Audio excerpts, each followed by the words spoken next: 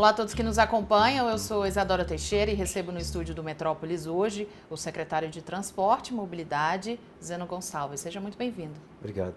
Secretário, eu quero começar essa entrevista perguntando para o senhor a respeito de uma situação que ocorreu recentemente. 3 deputados distritais do PSOL e do PSB acionaram o Tribunal de Contas e o Ministério Público em razão do descumprimento da renovação da frota da Marechal, uma das 5 empresas que fazem o transporte coletivo do DF, né?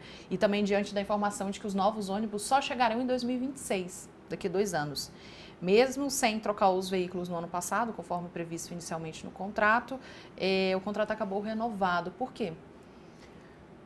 Veja só, Isabela, na verdade, renovação de contrato, você avalia vários aspectos. Um deles é vantajosidade. Quando você já tem uma empresa que atua, mesmo com os ônibus não totalmente renovados, mas com uma frota que atende aos requisitos mínimos de segurança, e você tem a possibilidade de não perder a continuidade do serviço ao usuário, e essa é a principal obrigação nossa, o principal compromisso é não deixar o usuário desassistido, a gente optou, isso foi na gestão do meu secretário que me antecedeu, que foi o Flávio, optou por renovar a frota, renovar o contrato, com o compromisso, a Marechal assumiu esse compromisso na renovação desse contrato, de fazer a substituição dos ônibus que ainda não haviam sido feitos. Bom, ela tinha um prazo para atender, apresentar esse cronograma. Ela apresentou dentro do prazo previsto nesse aditivo de prorrogação. Na sequência, há pouco tempo ainda, nós fizemos um acordo para pagamento de um passivo que a Marechal tinha. De fato, ela tinha esse passivo. E nesse acordo ela ratificou essa obrigação de renovar e apresentar o cronograma de renovação de frota. E assim ela o fez. Ela cumpriu o prazo, apresentando o cronograma de renovação de 377 veículos. No primeiro momento, foi esse prazo que você citou, a CIMOB não aceitou. Nós nos reunimos com a empresa, fomos bastante claros com a empresa e dizendo que se eles não apresentassem um cronograma de renovação com comprovante de aquisição desses veículos, que atendesse à necessidade, ao prazo de até 180 dias, nós não aceitaríamos. E na sequência, poucos dias depois, a empresa me disse que foi buscar novos fornecedores, renegociou, conseguiu um prazo de fornecimento de veículos mais ágeis e ela apresentou semana passada esse novo cronograma e foi aceito. Então, esse novo cronograma, e aí eu vou dizer de primeira mão para vocês, a frota toda vai ser concluída a renovação até o fim deste ano, até o final de 2024, e não 2026. Porque, na verdade, nem era 2026. Eles apresentaram um escalonamento por lotes, cujo último lote seria em janeiro de 2026. Eu falei assim, não dá para aceitar, a gente não aceitou e eles tentaram justificar, mas, enfim, entenderam a importância que a gente tem de acelerar essa renovação e assim foi feito. Começam a chegar os primeiros lotes já agora em abril, até o final de abril. Serão quantos nesse primeiro lote? Nesse primeiro semestre, em torno de 122 ônibus. Até o final do ano são os 377 ônibus. E mais um detalhe, a informação que a empresa me passou. Eles devem apresentar os comprovantes do contrato com o fornecedor. Eles têm um prazo para isso. E eles estão trazendo ônibus com uma tecnologia muito moderna. A informação que eles nos deram é que serão veículos da marca Volvo. Não serão nem os Mercedes que tradicionalmente usam aqui no Brasil. São veículos mais modernos, mais adequados, assim, muito mais eficientes energeticamente, um pouco mais caros, não muito, mas eles conseguiram uma boa negociação, segundo o que eles me disseram, que a Volvo faz questão de ter bons ônibus aqui na capital do Brasil. E a gente ficou bastante entusiasmado. Nós estamos bastante entusiasmados com essa nova frota que está vindo aí. Secretário, essa renovação de frotas, não só da Marechal, mas de outras empresas também, ela tem um custo, né? E esse custo ele já está incluído no contrato ou o contrato terá que ser editado para ter um valor maior? A minha última pergunta isso vai ter um custo para a população? A passagem vai aumentar? Não aumenta. Veja só, o preço da tarifa usuário é estável, não vai aumentar. São as 3 faixas que a gente tem, de R$ 2,80, R$ 3,70 e R$ 5,50. Esse valor não vai subir. A determinação do governador Ibanez é não repassar esse custo. Agora, quando você faz um contrato de concessão, você calcula no período e você tem as datas dos investimentos futuros, bem como o valor da depreciação de cada veículo e as datas previstas para a renovação de frota. Tudo isso já está previsto, desde a contratação inicial lá em 2011, 2012 e agora na renovação de frota. Então, à medida que você vai tendo que renovar as frotas, você prevê esse valor de investimento e isso é remunerado ao longo de todo o contrato. Esse é o modelo de concessão utilizado em todas as formas de concessão de rodovia, de ferrovia e também do serviço de transporte. E aí é remunerado pela tarifa técnica ao longo de todo o contrato. Você tem uma taxa interna de retorno, você prevê os investimentos, você calcula qual vai ser o valor que a empresa tem que ser remunerada no valor presente, para você manter o equilíbrio do contrato dentro do lucro pactuado que ela propôs, que foi aceito na licitação e que é aceito no contrato. Para o usuário, nenhum acréscimo de investimento. Para o governo, a gente está sempre monitorando esse equilíbrio, para que a gente tenha o menor subsídio possível. Com a pandemia, os gastos do governo se elevaram, mas eles estão numa descendente agora na curva. Já chegaram no pico, agora estão descendendo. Vou te passar um número aqui, para a gente poder ter uma ideia. Ano passado, nós tivemos um custo de 1.858 bilhões de gastos de subsídio. Esse ano, a ideia, pelos nossos cálculos, a gente vai diminuir para 1.460 470. E a economia nos próximos anos, nesse próximo período de contrato, será de aproximadamente 5 bilhões. Se a gente tornar o sistema mais eficiente, com mais usuários, mesmo adquirindo mais ônibus, mesmo ampliando as linhas, você vai baixando mais ainda o custo. O ideal é que a gente tivesse um equilíbrio, que a tarifa usuário pagasse o sistema. Mas a gente não sabe, porque Brasília tem um modelo único no Brasil. O sistema de transporte é pendular, você tem um grande deslocamento de massa de pessoas que vêm para trabalhar e voltam, só em horário de pico. O resultado é que você vê ali no entorno do Mané Garrincha, por exemplo, aquela centenas de ônibus estacionados que poderiam estar circulando para receber, para viabilizar o sistema, rentabilizar o sistema, mas não tem, porque eles ficam aguardando o horário de pico para levar todo mundo de volta. Então, esse custo é que pesa no transporte, por isso o nosso subsídio ainda é tão pesado, sabe? Mas esses ônibus, eles não circulam por falta de passageiros? Falta de demanda, você não tem. Se eu colocasse aqui, eu ia ter que remunerar, porque a empresa, o cálculo para dar remuneração é a quilometragem percorrida, a distância, a quantidade de ônibus, o investimento. Então, se eu coloco todo mundo para percorrer ônibus vazios, eu tenho que remunerar e não tenho passageiro, entende? Porque o cálculo é feito de toda a quilometragem percorrida. Eu pago por passageiro, mas o custo, composição de custo é por quilometragem, por investimento, enfim. É uma equação que faz com que a gente tenha a necessidade de rentabilizar o sistema. Quanto mais usuários no transporte público, menos subsídio do governo. Secretário, aproveitando falando a respeito aí dos passageiros, né? Aqui no entorno, a gente tem também essa característica de que as pessoas saem de Goiás para vir trabalhar aqui todos os dias e o transporte do entorno é um sistema diferente, né? Houve até uma troca aí na gestão e as passagens são muito caras do entorno também, com aumentos exorbitantes que foram aprovados aí pelo órgão federal. Mas eu gostaria de saber, existe algum projeto, algum estudo para que o GDF possa ajudar de certa forma, talvez ajudar no subsídio, já que vai haver essa queda aí do subsídio aqui do DF, para que as passagens do entorno não fiquem tão altas? Se você analisar bem, Isabela, se a gente parar para pensar, o GDF já arca com boa parte do custo da infraestrutura, porque esses ônibus do entorno, inclusive, trafegam nas nossas vias preferenciais, nas vias expressas. Hoje, o usuário do entorno, muitos estão optando por pegar, por exemplo, os ônibus em Santa Maria. Eles vão até lá, usam transporte alternativo, de alguma forma ou de outra, e vão lá no BRT de Santa Maria para pagar os R$ 5,50 e ter integração ainda de 3 acessos sem precisar pagar mais do que os R$ 11, R$ 12, até R$ 22, porque o modelo de concessão lá é uma concessão onerosa. As empresas só recebem a tarifa usuário, zero subsídio, né?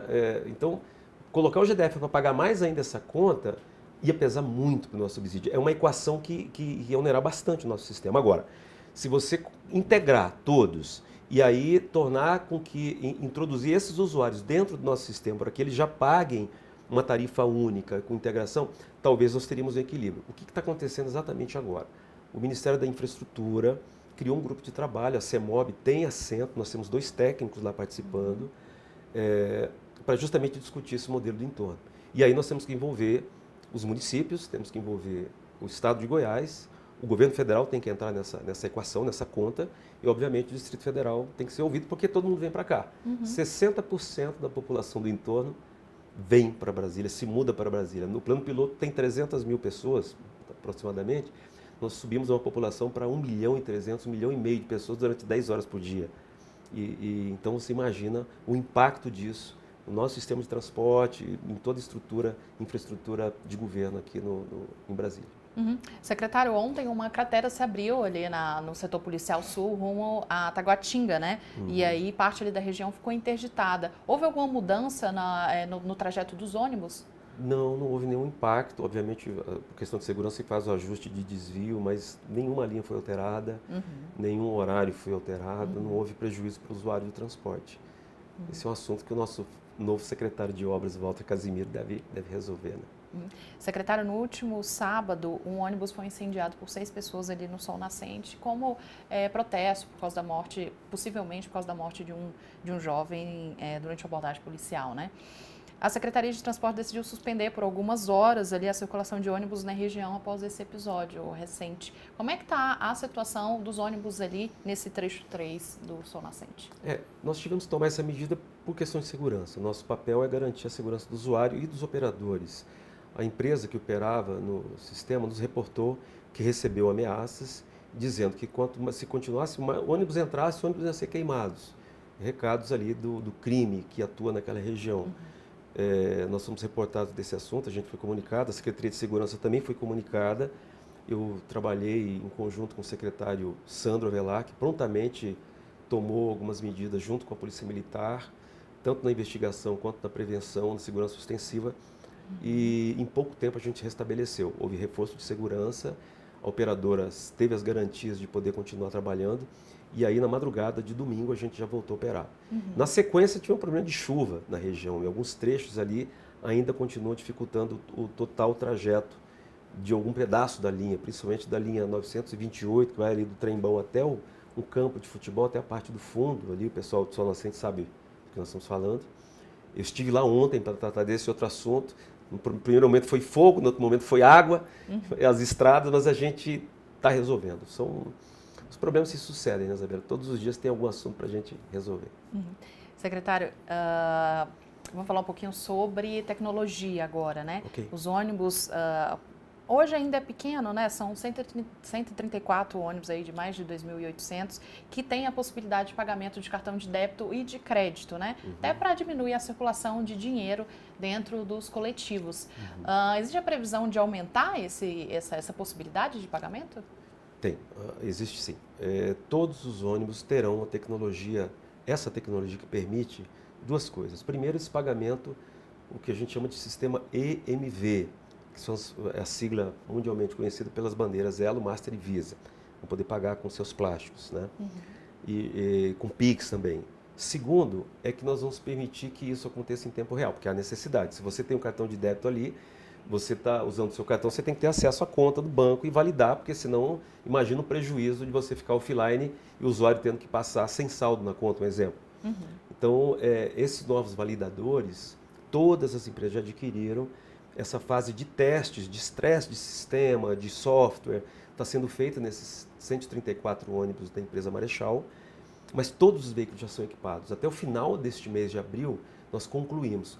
O atraso se dá por conta da própria renovação de frota. São José, por exemplo, que está com os ônibus todos novos sendo atualizados, eles precisam ter toda a parte de mudança, instalação dos validadores, e é um assunto que demanda um certo cuidado, porque é uma tecnologia que exige muita atenção na instalação. Mas já, ainda nesse primeiro semestre, nós vamos expedir uma portaria que trata da regularização e como que isso vai funcionar essa retirada do dinheiro.